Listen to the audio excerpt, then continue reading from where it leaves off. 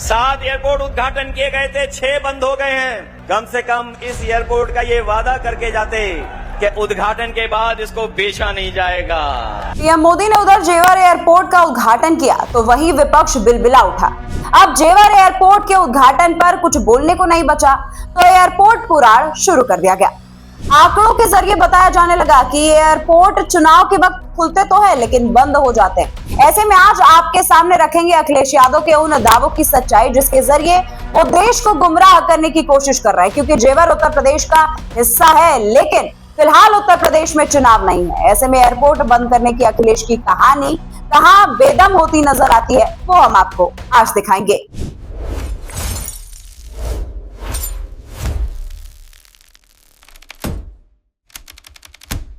देखिए, राजनीति में आरोप लगाना सबसे आसान काम होता है, लेकिन जब वही आरोप आंकड़ों की कसौटी पर परखे जाते हैं तब सच्चाई खुद सामने आ जाती है। इस बार मामला सीधा सीधा जुड़ा है अखिलेश यादव के उस बयान से जिसमें उन्होंने ये दावा किया कि उत्तर प्रदेश में 7 नए एयरपोर्ट बने जिनमें से 6 बंद पड़े। समाजवादियों की भी देन है उसमें बनाने में। 7 एयरपोर्ट में 6 बंद हो गए हैं। 7 एयरपोर्ट उद्घाटन किए गए थे, 6 बंद हो गए हैं। कम से कम इस एयरपोर्ट का ये वादा करके जाते कि उद्घाटन के बाद इसको बेचा नहीं जाएगा। लगता तो ऐसा है कि ये उद्घाटन ही बेचने के लिए किया गया है। सुनने में ये बात बहुत भारी लगती है, लेकिन क्या ये पूरी सच्चाई है? और फिर क्या एक ऐसा बयान जो अधूरी जानकारी के सहारे राजनीतिक नैरेटिव बनाने की एक कोशिश करता हुआ दिखाई दे रहा है? चलिए एक एक करके परत को खोलते हैं पूरी शांति और पूरे तथ्य के साथ। नमस्कार, आप देख रहे हैं क्लियर कट और मैं हूं आपके साथ गरिमा, हाजिर हूं एक बार फिर से आपके बीच एक नए वीडियो को लेकर के। दोस्तों, सबसे पहले जरा सा पीछे चलते हैं और बात कर लेते हैं 2012 से 2017 तक के कार्यकाल की, जब उत्तर प्रदेश के मुख्यमंत्री थे अखिलेश यादव। उस दौरान दोस्तों राज्य में आखिर कितने एयरपोर्ट ऑपरेशनल थे बताएंगे आप? मैं बता देती हूँ, सिर्फ और सिर्फ 4 एयरपोर्ट उस समय ऑपरेशनल थे, लखनऊ, वाराणसी, आगरा और गोरखपुर। यहाँ पर सवाल ये उठता है कि जो आज 7 एयरपोर्ट गिनवा करके सवाल खड़े कर रहे हैं, क्या उन्हें ये याद है कि उन्होंने खुद के कार्यकाल में कितनी संख्या बढ़ाई थी एयरपोर्ट की? क्या उस समय उन्होंने राज्य में एयर कनेक्टिविटी को विस्तार देने के लिए कोई ठोस परिणाम दिया था या सिर्फ योजनाओं और प्रस्तावों तक ही सीमित रह गए? जरा सा बात कर लेते हैं 2014 की, तो जब केंद्र में सरकार बदल गई उस समय उत्तर प्रदेश में कुल 6 एयरपोर्ट ऑपरेशनल बताए जाते हैं। यानी कि 2012 से लेकर के 2017 के बीच में बहुत ज्यादा कोई अंतर देखने को नहीं मिला था एयरपोर्ट को लेकर के। लेकिन वही अगर हम 2026 की बात कर ले और आज के समय की बात कर ले, यानी कि मार्च 2026 की, तो उत्तर प्रदेश में फिलहाल 16 एयरपोर्ट ऑपरेशनल है और 8 पर काम जो है वो चल रहा है। यानी कि एक सीधा सा तथ्य ये सामने आता है दोस्तों कि संख्या घटी नहीं है उत्तर प्रदेश में एयरपोर्ट को लेकर के, बल्कि इन सालों में जब सरकार बदल गई तब एयरपोर्ट की जो कनेक्टिविटी है, एयरपोर्ट जो है वो उनका तो विस्तार ही हुआ है। अब यहाँ सबसे बड़ा सवाल ये है कि अगर पहले 4 या 6 एयरपोर्ट थे तो आज 16 है, तो क्या ये कहना कि एयरपोर्ट बंद हो रहे तथ्यों के हिसाब से सही बैठता है, या फिर ये एक राजनीतिक बयान है जो आधा सच लेकर के पूरा भ्रम पैदा कर रहा है?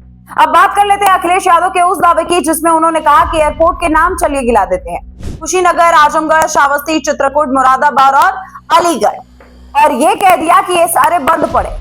लेकिन दोस्तों, सबसे महत्वपूर्ण बिंदु पता है यहाँ पे समझने के लिए क्या है? किसी एयरपोर्ट को बंद कह देना या फिर काम या सीमित संचालन होना, ये दोनों अलग अलग चीजें हैं। कई जगहों पर दोस्तों फ्लाइट ऑपरेशनल कम है, कुछ जगहों पर अभी नियमित उड़ानें नहीं हो पा रही है, कुछ जगहों पर मांग और रूट नेटवर्क का मसला है।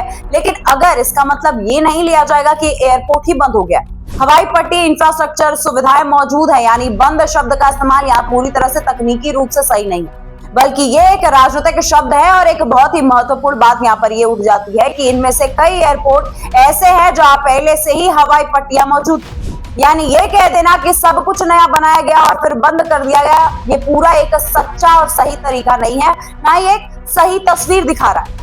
बल्कि दोस्तों कई जगहों पर अपग्रेड किया गया है, उड़ान योजना के तहत जोड़ा गया है और धीरे धीरे नेटवर्क बढ़ाने की कोशिश हुई है। यहाँ पर सवाल यह है कि क्या हर एयरपोर्ट बनते ही अगले दिन से फुल कैपेसिटी से चलने लगता है।